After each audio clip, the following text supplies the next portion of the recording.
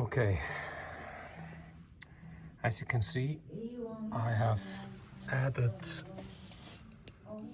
a ground cable to the top of the engine.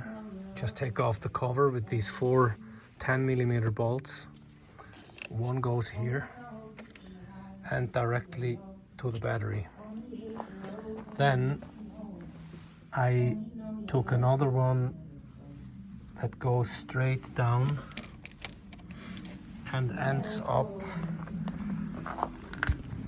down here. It's a beautiful place to go directly to the chassis. And then I've added one in the back of the engine going to the panel.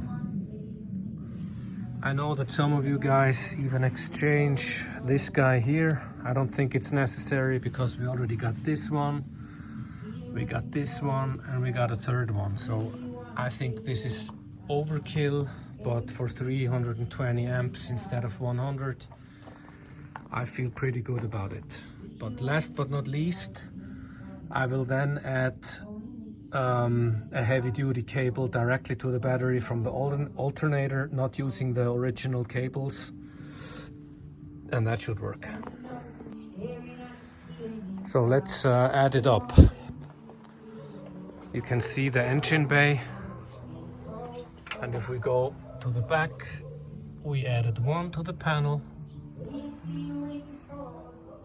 one directly from the engine going to the minus of the battery. Just make sure to buy a bigger clamp. And I took a last one all the way down and into the chassis just underneath the car. Okay.